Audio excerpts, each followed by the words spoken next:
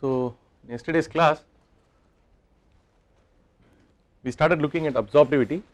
Absorptivity is a key radiative surface property, because in the design of solar collectors and so on, we want high absorptivity in the solar part of the spectrum, that is the visible part of the spectrum, and if you want a body's temperature to go up so that you can extract the heat, it should have low emissivity in the infrared part of the spectrum. Okay. So, we defined the basic quantity of interest as far as absorptivity is concerned, that is the spectral directional absorptivity, and then we looked at the Kirchhoff's law, which gave a relationship between the spectral directional absorptivity and the spectral directional emissivity.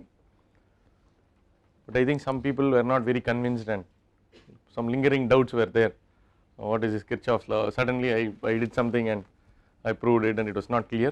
So the first few minutes we will go through the derivation again, and it is also 8 o'clock in the morning, so people are fresh. We will understand this and then we will go to the other definitions of absorptivity, and then to reinforce whatever we have learnt, we will work out problems. Okay. So the configuration for proving the Kirchhoff's law is like this. Before that, I want to tell you that the Kirchhoff's law is an experiment, is an accepted law of nature, because it can be experimentally verified. Whenever you do experiments, if you have the equipment to measure epsilon lambda dash, and if you have the equipment to measure alpha lambda dash, it is found that it is always true. Now we are trying to do some theoretical explanation so that our understanding will improve. Okay, whether we prove it right or not, experimentally whenever you do, it is always true. Just like the second law of thermodynamics, if you are not able to prove, that is the inability of our intellect. But the second law of thermodynamics is an inherent law of nature. Okay, so the nature does not care whether you know how to prove it or not, it will behave according to its wish.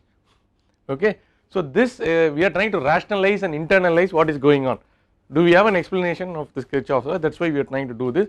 So we come up with complicated thought experiment, some body kept in a large enclosure, there is vacuum and it is initially at different temperature, and we do all this so that with our present level of understanding, are we able to explain, are we able to understand this better, are we able to crystallize our thoughts on this or understanding on this better, that is the goal. Now let us take a hollow enclosure, the enclosure wall, I will speak a little slow, so this is a key concept. Okay. So let us consider a hollow enclosure, the enclosure wall is at T, this can be maintained at T by several ways. I can send cold water at the same temperature, okay, whatever heat is emitted by any body in the center can be taken care, because this body is so big and whatever body we are keeping in the center is very small. Or I can allow steam to condense, I can have a constant temperature bath and all that, so I can maintain the temperature at some T. Okay, this T can be 30 degrees, 300 degrees, whatever Celsius. Now there is vacuum inside and there is a small body which is kept inside. So do not ask me how this small body was kept inside. So you have to make a hole, isn't it? How do you do this? Okay, you make some hole, you put it and then close it and assume that, or if you are able to come out with some special machining this thing, I mean if you start asking questions, then sometimes it will lead to madness, but assuming that it is possible for us to keep something and still there is vacuum. Now this fellow is a body which is not a black body, it is a body which is not a black body, it has got an epsilon lambda dash, epsilon lambda dash will be a function of lambda T theta phi, because this is a general, this is the spectral directional emissivity. Up to this it is clear, so it is not a black body. Now initially this fellow was heated, Tw is greater than T infinity. Now we allow it to cool, after sufficiently a long interval of time has elapsed, this fellow will also come to T. Okay, because of the transfer of heat, this temperature will not change, because this is a small body in a large enclosure, this is capable of withstanding any amount of radiation which is coming onto it, that is like our sink, the ambient. Okay. Now up to this the story is clear. Now I want to make some interventions. What I am saying is, I am at liberty to put some filters. Okay, these filters could be cellophane sheet, transparent sheets or glass sheets or okay, perspex sheet, whatever, and each of these sheets allows radiation to pass through only in a wavelength interval d lambda about lambda, and assuming that I have enough knowledge of engineering, it is possible for me to come out with a band pass filter which can permit radiation in any d lambda about lambda, getting regardless of whether it is visible, infrared, ultraviolet and so on. Now the beauty of this is, if it is allowing only in a wavelength interval d lambda about lambda, this body is permitted to emit radiation only in this wavelength interval d lambda about lambda, because any other radiation which is any radiation emitted by this body which is outside this d lambda will be reflected by this fellow and it will come back again to this fellow. Okay.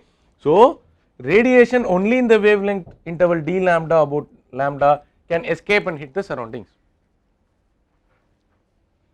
and this is inevitable because the body is at a temperature greater than 0, T is not 0 Kelvin, so it will continue to emit. At the same time the body is also in equilibrium with the surroundings, therefore it must absorb the same amount of radiation. Okay, upon equilibrium whatever is emitted must be equal to whatever is absorbed. Okay, therefore if you apply the first law of thermodynamics for this body which is in equilibrium with the surroundings, the following thing holds.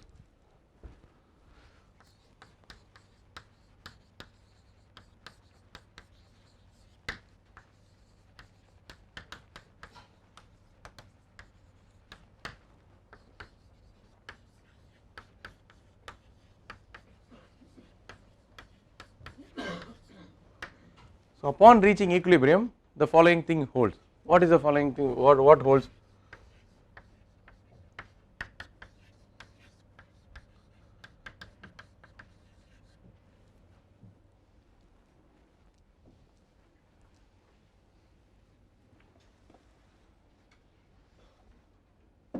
This is exactly the same as what we discussed in yesterday's class. Q net is equal to what is going minus what is coming. Okay. So what is Q net?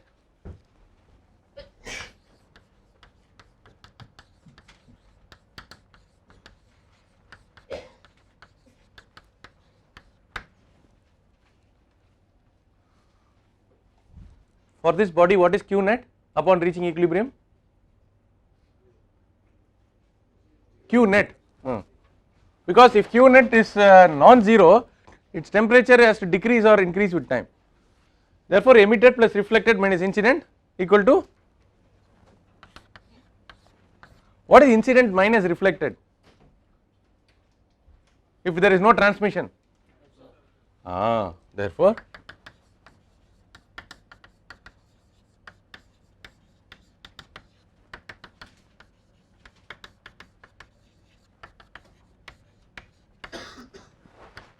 this you can put within brackets, that is to help your understanding, that is all.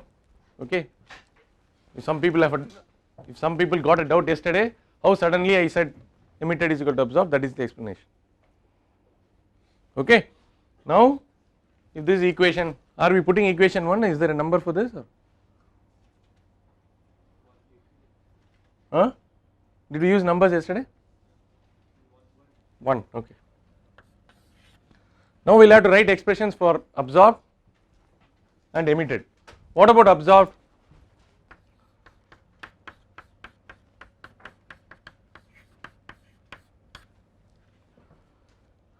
Now apart from deciding that it will be only in a wavelength interval d lambda about lambda, I can also decide about the direction.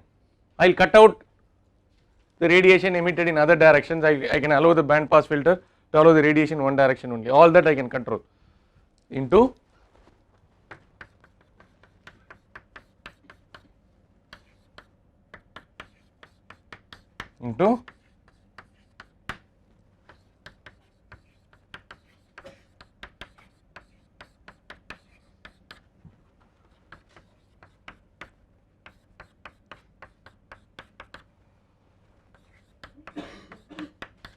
now I will use only T for this.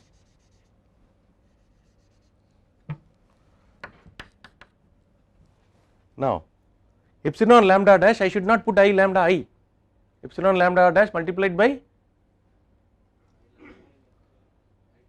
IB lambda, correct? IB lambda corresponding to what, which temperature? T, very good. I don't have to put theta and phi because IB lambda is independent of theta and phi, okay, but cos theta other things will come.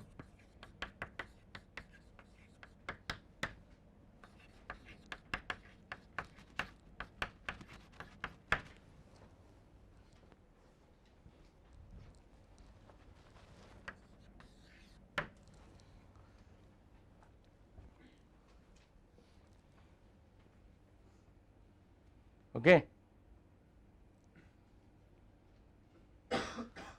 but what is the beauty now?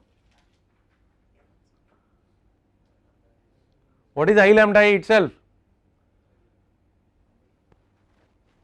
A spherical cavity with vacuum inside is equivalent to a whole drum, is equal to a black body. Therefore, the incident radiation as far as the small object is concerned is basically coming from the walls of the enclosure. The walls of the enclosure, there is perfect reflection among its various surfaces, right? That is what you have seen. So from here it will go like this, here it will go like it will go, and since this is also at the same temperature as this, I lambda I corresponds to uniform and isotropic radiation from the walls of the enclosure, which can be deemed to be a radiation from a black body at a temperature T, which is the same as the temperature of the small body within the enclosure. Therefore, I am allowed to change I lambda I to IB lambda. Is that clear? Maybe this was missing in yesterday's, I went too fast, so I did not make it clear probably yesterday. Now it is clear. So there are some small manipulations I am doing, but it is clear, the argument is perfect. So I lambda I is actually IB lambda, because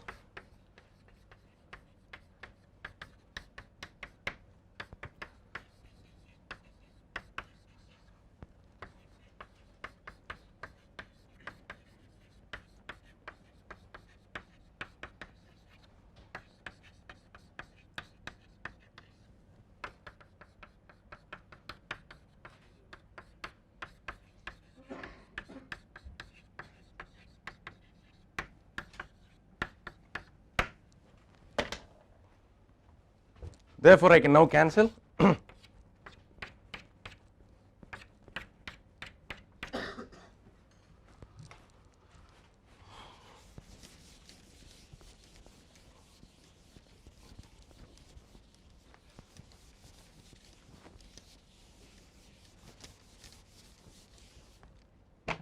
Therefore,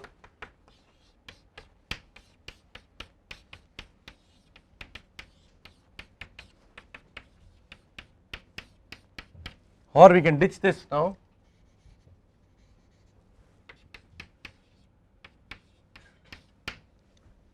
So this is the Kirchhoff's law, correct? Is this clear now?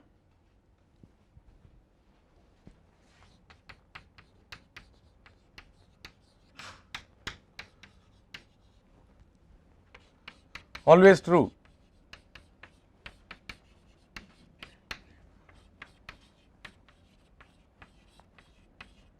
And it holds good without any constraints.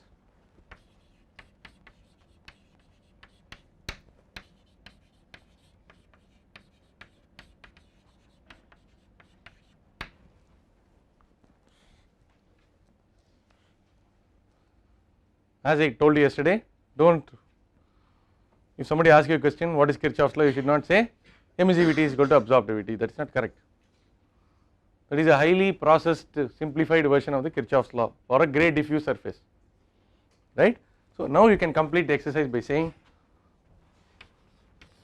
if some people do not want to cancel here, you can put this as equation number 3, put this as equation number 4, if you feel that will make you understand better, right.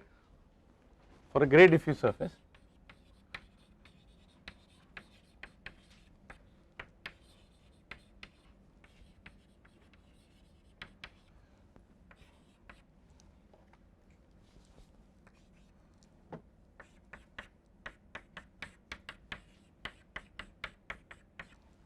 epsilon of t, right, epsilon of t is equal to alpha of t, right. Did you write like this?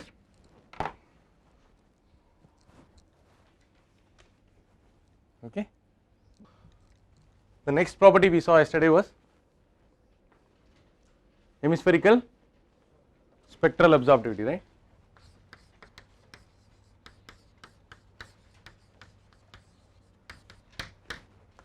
For the sake of completeness, I will quickly go through this. We have already seen this yesterday. Since I started with Kirchhoff's law, I think it is logical for me to do this.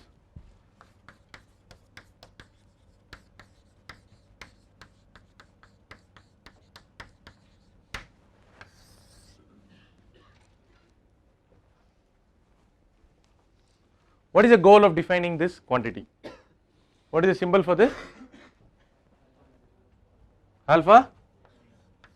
Okay. So what is the goal of introducing and defining a quantity like this? Basically,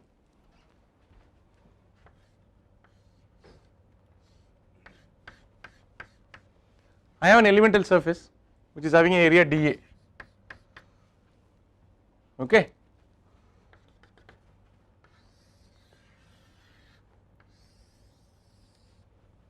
From the this is not correct.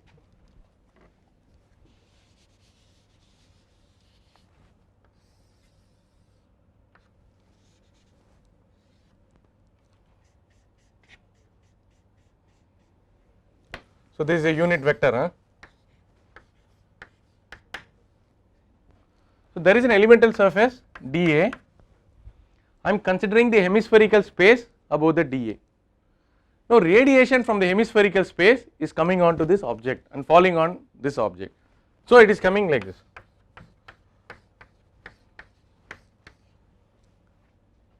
What is the total radiation which is coming from the hemispherical space which is falling on this object in a particular wavelength interval, okay, divided by, no, that is the denominator. What is the fraction? What is the fraction of the total radiation from the hemispherical space above it in the hemispherical solid angle at a particular wavelength interval which is absorbed by the body? Rather, from the hemispherical space, what is absorbed divided by whatever is incident. Okay, so that is the goal of defining this, and we always assume that once you go to quantities which are integrated versions of the primary quantity of interest, I assume that alpha lambda dash is known. So given the information of alpha lambda dash, how do you calculate alpha lambda, alpha dash, and finally alpha? That is the logical, that is the way the story progresses. Okay. Now if you want to write a mathematical expression for this, what should be alpha lambda?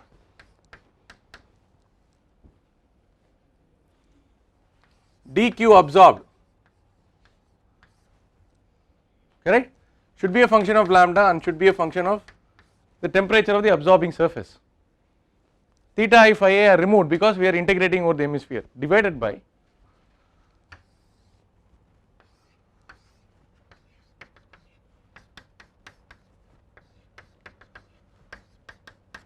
and I can use the notation phi I to I subscript denotes the incident direction.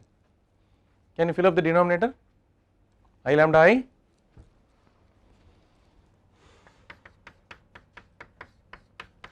the incident radiation could be a function of lambda, it could be a function of direction. I do not have to write the temperature if I know what this I lambda I is. Only in the case of incident radiation from sun I need to write the temperature, because if I know the temperature of the sun I can assume it to be a black body. Otherwise I know that somebody will give me I lambda, somebody will give me how I lambda varies. Is that clear? Multiplied by cos theta I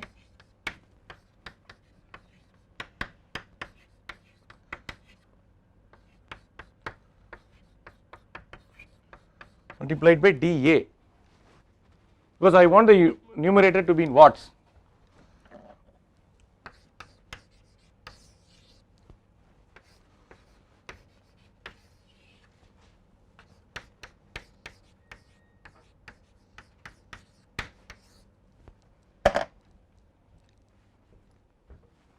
Is it okay?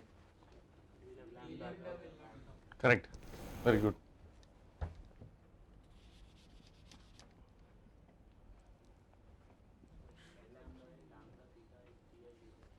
lambda, no, that is correct, not correct. Yeah, phi I, na?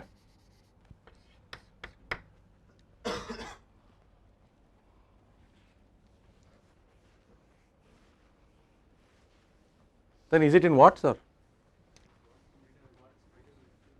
Huh? It should be watts per micrometer then. What is the denominator? Watts per meter square per micrometer steradian. Okay. No, I can multiply whatever. So, I don't want to confuse you further. Now, what are the units you tell me? Yeah, we will write. This also no problem. Even if you multiply by d lambda numerator denominator, I have no problem because d lambda can be pulled out of the integral, d lambda can get cancelled. Okay. We should not get into such type of this thing, difficulties. Alright. Now dA is also outside the integral. So it depends on, I am at liberty to define dq. I can call it dq dash d dash whatever. Okay. Now I should write an expression for, now what is this? 3, 4, no, yesterday we did lot of things, no, 4, 5, 6, 7 have we written? This was 7? Okay, then we will keep it as 7. So we will call this as 8. Now tell me dq absorb.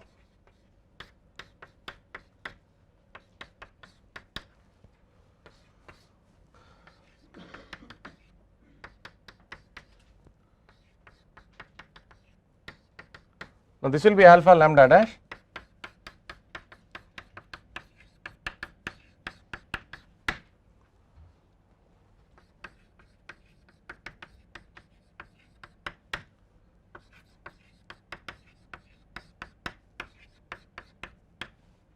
Okay. Yeah, sure. Alpha lambda dash into I lambda I. Yeah, put that bracket.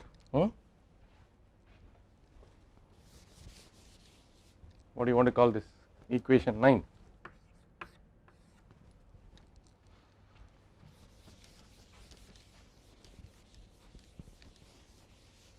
So what is exactly the departure from what I taught you yesterday? Yesterday I gave you the final answer, now I am writing the intermediate step. What is the basic definition of alpha lambda? Numerator by denominator. Denominator everybody knows. Numerator I wrote it as equation 9. Then I am substituting for the numerator in equation 8. So from 8 and 9,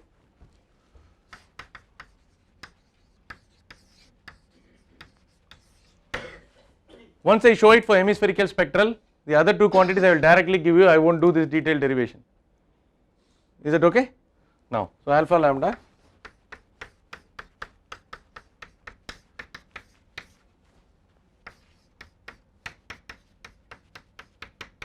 yeah, you please put all those brackets in, huh?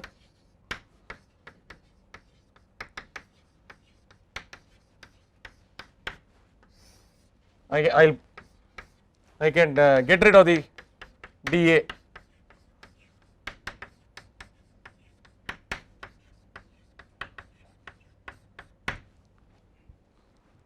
that okay? You are not allowed to leave out what is there in the brackets. For I lambda I and alpha lambda you do that, fine. So this is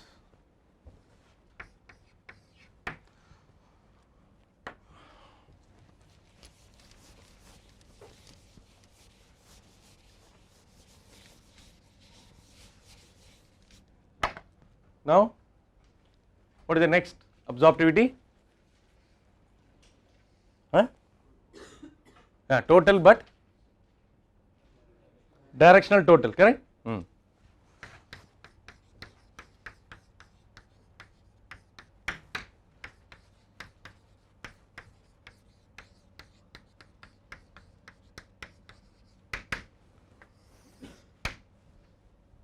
So what should be the symbol for this?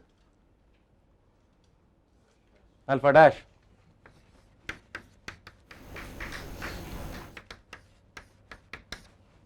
The lambda dependence goes because we are integrating with respect to lambda. correct. Okay, so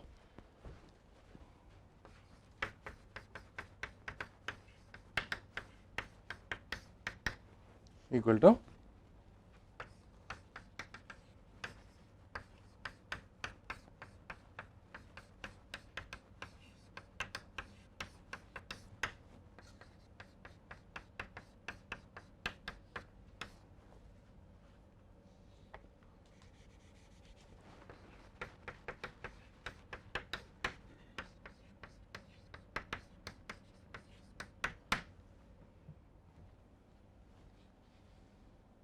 d theta d phi is there,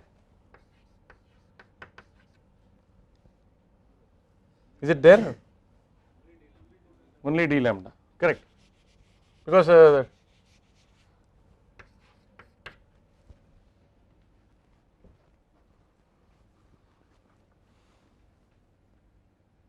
Rajesh, you are not happy with that. If you are not happy with that, you write cos theta sin theta d theta, I have no problem. Cos theta sin theta d theta d phi will come both in the numerator and denominator. Integration is with only respect to only lambda, you can pull it out, so there is no confusion, there is no hanky panky, everything is clear. Okay, we are proceeding from the basic steps. Okay, divided by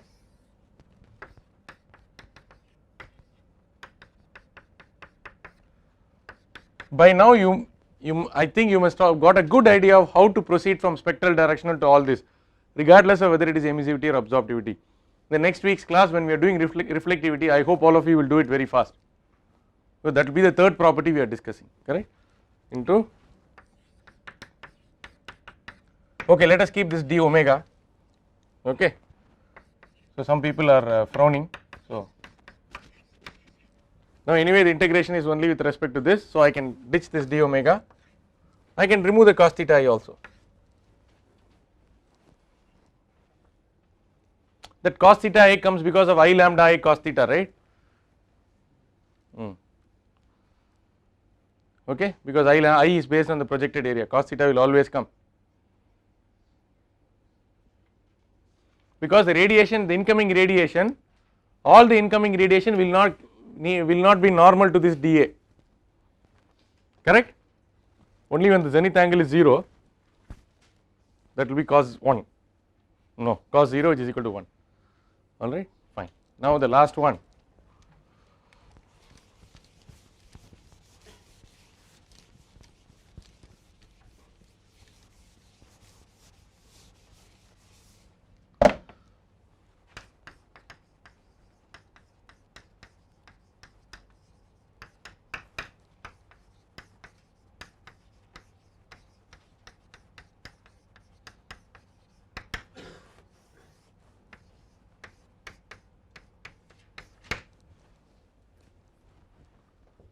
so it is sans lambda and dash, that is it is without lambda and dash, it is just alpha, and I expect it to be a temperature of the absorbing surface, so I retain the TA, just like we wrote emissivity is a function of temperature, okay. So alpha TA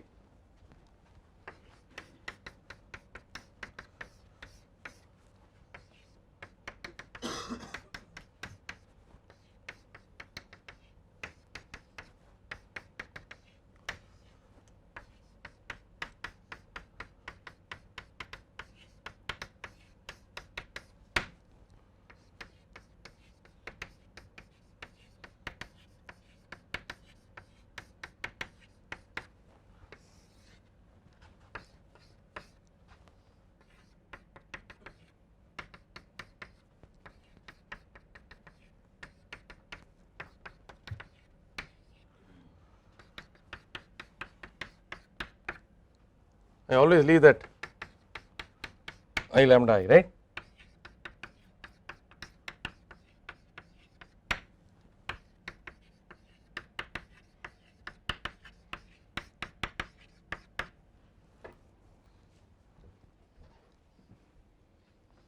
Some of you wouldn't have waited for me, you would have wrote it yourself,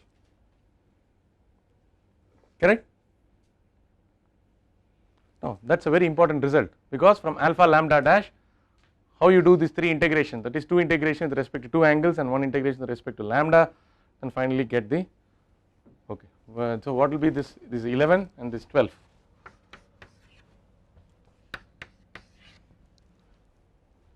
To cut a long story short, if alpha lambda dash is given to us, we have a mechanism to calculate alpha. If the distribution is known, you can integrate it analytically or you can integrate it numerically and you can get it. And this alpha is of final engineering interest to us, because we are with alpha and emissivity, we will work with a we will start working on the actual heat transfer problem, which could involve modes other than radiative heat transfer also. Okay. So once you have got epsilon and alpha, you cross two important hurdles. What is the fundamental nature of radiation? What are the laws governing this, sigma t to the power of 4 and all that? If it is not a black body, how to characterize that? You have crossed. The next two hurdles will be, how do you take care of the geometric orientation of the various objects, and then if so many objects are acting together, how do you take care of the overall formulation? What is the influence of one object on the other? Okay. Now what will happen to equation 12 if the irradiation is from a black body at a temperature Ts, that is T of sun? Let us look at a special case. If you consider a special case of irradiation from a black body at a temperature Ts, the denominator will become sigma Ts to the power of 4. Then alpha is no longer independent of the temperature of the surface from which the radiation is originating, because the Ts to the power of 4 is there in the denominator of this expression. Therefore alpha becomes a function of Ta and Ts. This is valid even if the irradiation is from a diffuse object, a diffuse grey body at a temperature Ts. Are you getting the point? Okay. Now we will write that and close the discussion and start solving problems.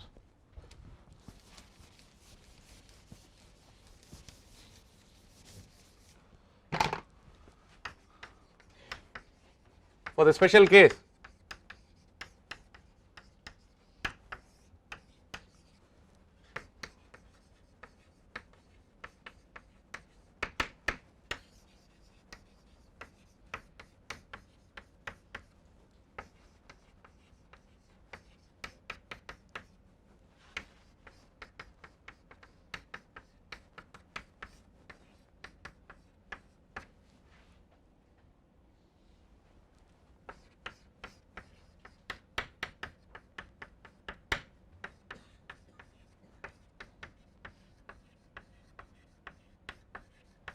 yeah, you fill up all the other things.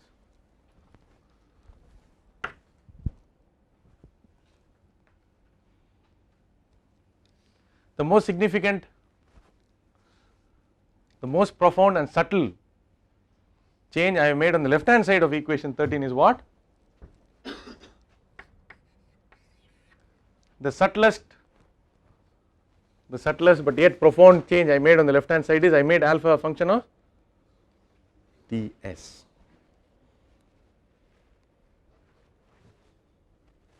Okay. Yeah. Now I think we have got a good handle on two basic properties. We should start solving problems. Okay. Problem number, is this clear up to this stage? Okay.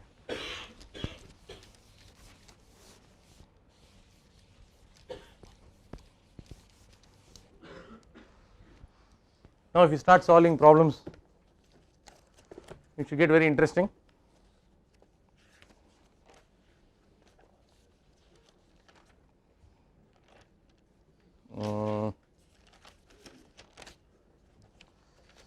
Problem number 11.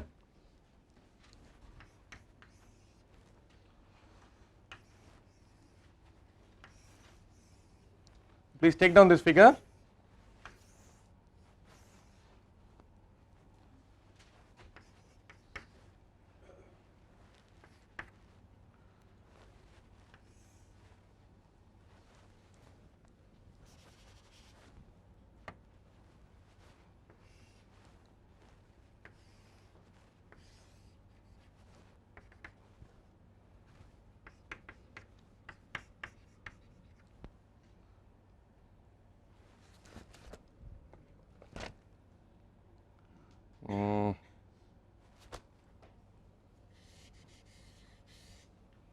shall we make this 0? Okay. This alpha lambda versus lambda. Alpha lambda is lambda for a opaque surface, for an opaque surface. It is going like this. Okay. From this, can you calculate alpha? What are the information do you need? Right, without irradiation, or I should tell you at least this is from black body, or I should give you I lambda I, otherwise you cannot do anything. If I give you emissivity, if I tell you the temperature, you can do the F function chart and you can calculate. Therefore, if alpha lambda versus lambda is given, that is not enough. I should give you the nature of the incident radiation, or I should tell you from where it is coming, correct. So, I will give you the distribution.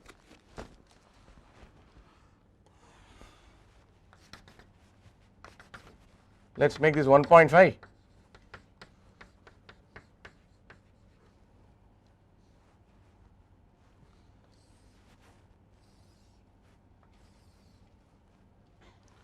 So, this I lambda I watts per meter square micrometer, okay.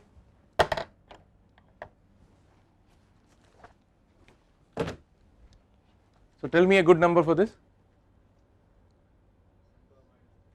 10 per I lambda I is so high, man.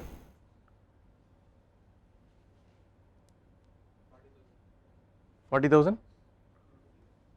I'll make 8,000, 6,000, 40,000 may be too much. I have no problem. Okay, somebody wants 40,000. Well, we will take 40,000. Let's see what happens. Okay. So, if you don't get the right answer, you catch hold of Vikram. He suggested this 40,000. Okay. Now take down the problem. The spectral hemispherical absorptivity of an opaque surface. The spectral hemispherical absorptivity of an opaque surface and the spectral hemispherical absorptivity of an opaque surface and the spectral distribution of incident radiation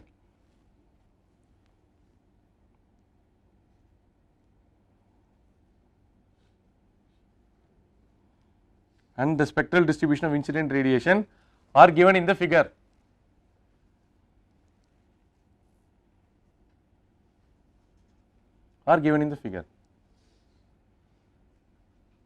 A. What is the hemispherical total absorptivity of this surface? A. What is the hemispherical total absorptivity of this surface?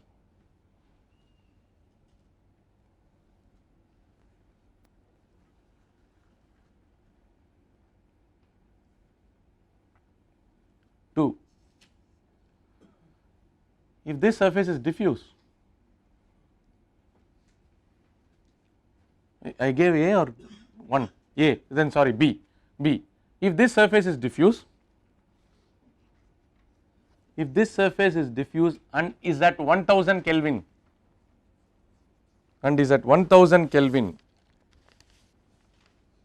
what is the question? What should be the question? What is the amount of radiation emitted? Find the no, before that Emissivity. What is its total hemispherical emissivity? Okay. If the surface is diffuse and is at 1000 Kelvin, what is its hemispherical total emissivity? Part B.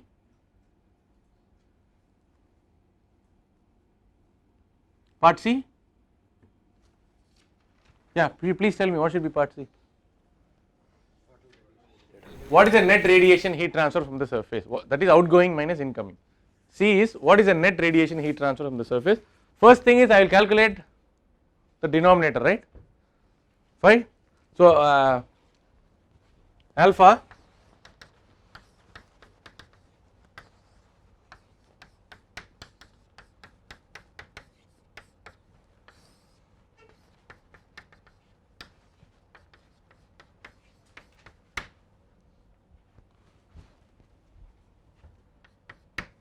Is it okay?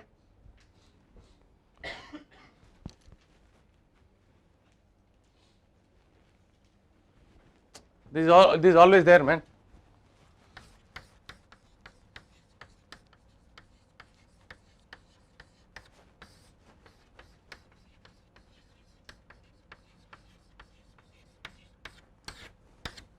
Correct? There will be still 1 or 2 people who are always worrying, sir, what happened to the sin theta, cos theta, d theta. So for those doubting Thomases, I will you can write the numerator denominator and cut it out if you want to be clinically correct. Okay. Now denominator is very easy for us to calculate. Vikram, what is the answer? Huh?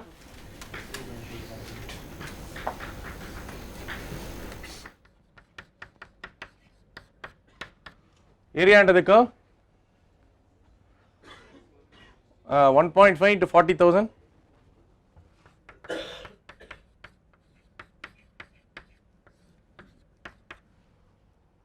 plus 80,000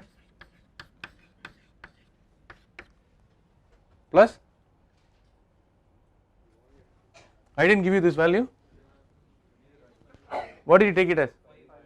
You just took it, huh? Okay, we will take it as 5, that is good.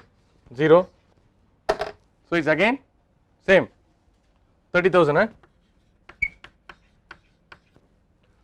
What is this 140?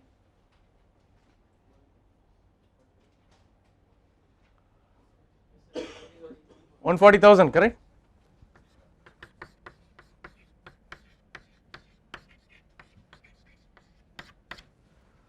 Vikram, I don't even know how we are given 1000 Kelvin, I don't know how it is going to come up. Huh? Let us see.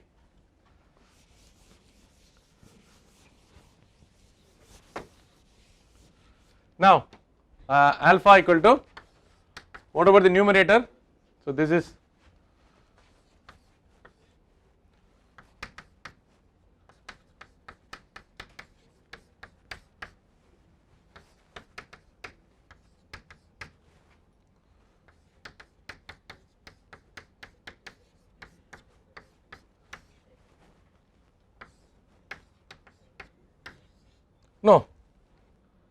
no, it's yeah, correct, 0.5 to 0.5 and then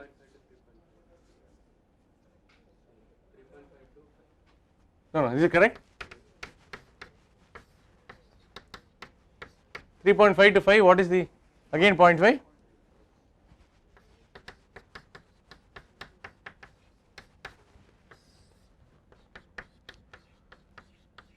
You are not getting more than 1, right? We should not get, okay. Yeah, 0.5 into, what is this guy?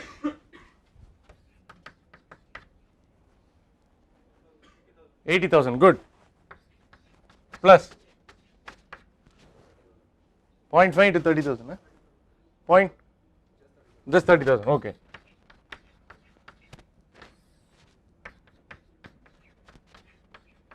Is it too bad or 0.5?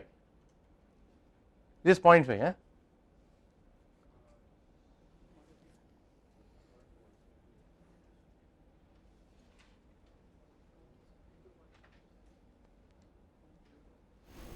No, this 30,000 is correct? Into 0.5. Into 0.5, right? Into 0.5. Vikram, is it okay? No, you are not convinced. No, 30,000 is area under the curve, but you should multiply it by the absorptivity, right? 0.5. Yeah, now you got 55,000 divided by 140, yeah? What is the answer? Yeah. Vikram, suppose we didn't had we not had this, is it correct English? I don't know. Suppose we were not to have this. Then after all this I will get 40,000 plus 30,000 divided by 140,000 which is 0.5. What a silly answer because we started with 0.5. Okay, alpha equal to 0.39.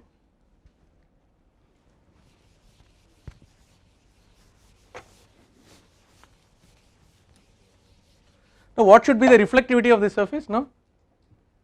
What should be the reflectivity of this surface? 0.61. The hemispherical total reflectivity of the surface will be 0.61. Everybody is clear with this? Now we have to go to, so part A is over, A part is over, B part, we just have 45 seconds. Yeah, you have to use the F function chart. I think I will stop here. Please use the F function chart and what is the emissivity you are getting? 0.49. So it has got a emissivity is about 0.5, absorptivity is 0.39, okay. And then you have to have the net radiation flux, what is it? Plus or minus? It is losing heat. So it is emitting faster than. So we will work out all these numbers in the next class. So now you have a good idea of if there is a single surface, how to handle, okay. Like that there may be many surfaces, each may be having its own crazy behavior. Then you have to integrate and with respect to angle and lambda and then put all these fellows together. Eventually the radiation problem will become a problem of solution of linear equations, because there may be many surfaces, you have to invert the matrix or Gauss-Seidel method or something. But what is the engine which is driving all this? Sigma t to the power of 4, spectral emissivity, spectral absorptivity and all. This is the basis for the whole thing. Eventually what you get as equation, they have to flow, the information has to flow from this, okay. So we will stop here.